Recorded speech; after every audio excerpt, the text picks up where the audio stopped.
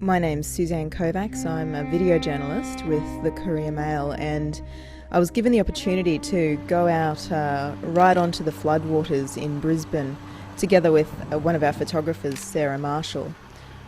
We were just in a tinny and started out near Coronation Drive. It really was just the most amazing, surreal experience, just to see the water as high as your street signs, and to literally be floating along and towards and across Coronation Drive, you know, a route that many of us who commute in Brisbane know really, really well. We ended up right around the back of the Wesley Hospital and came across the Croquet Club. Inside was an absolute mess, tea and coffee still on the bench, knives up in the kitchen ready to be used. It looked like nothing had been done at all. Not long after, we saw this.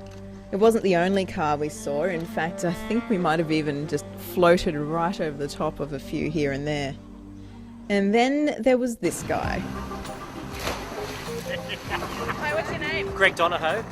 Greg, you're enjoying a bit of a dip here, are you? Yeah, well, what can we do? We're stranded, so got to make the most of it. It's my holiday from Sydney, so... The water levels, well, I'll just show everyone.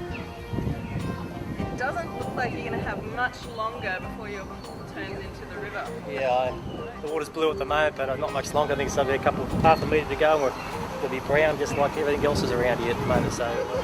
Oh my goodness, I can't believe we got under that. So here we are on Land Street in Auchenflower. We've just come from Corro Drive. Behind us you can see apartments flooded up close to the bottom level. Not everyone's evacuated though. We've got people having a great old time, a couple of beers on the veranda. Not a bad way to spend the day in sunny Queensland ordinarily, but of course we can't forget that this really is a massive disaster and people are losing their livelihoods and their homes.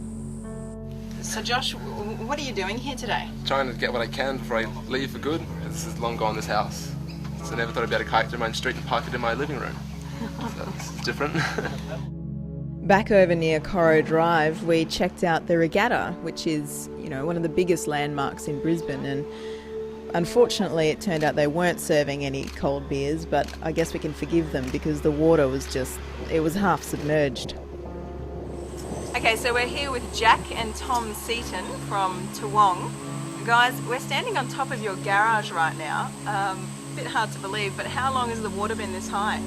It started about midnight last night and it's been rising pretty steadily. Up until recently, it's really starting to come in now though. Are you concerned about how high it might get? No, not really. My apartment's up the back, so I'm safe, but these guys, they might get a little bit wet. A few times we came across families or groups of people that had just waited a touch too long and were being evacuated by emergency services. This right here is the Tawan Bowls Club, and right now it and the surrounding parklands are looking a little bit more like an inland sea. We're on the green right now, not that you'd know it, and the waters haven't even peaked yet. Towards the end of the day, we managed to get over to the University of Queensland campus, and that was just unreal. It's where I went to uni back in the day, and here there were a couple of guys just helping out, having a good time on their jet skis. Finally, we made it out onto the river itself, and straight away, as soon as the boat got out there, you could just feel the force of the water. It just changed. It went from, calm tranquility to just this torrent, and needless to say, we just didn't stay out there too long. We were quite happy to call it a day at that point.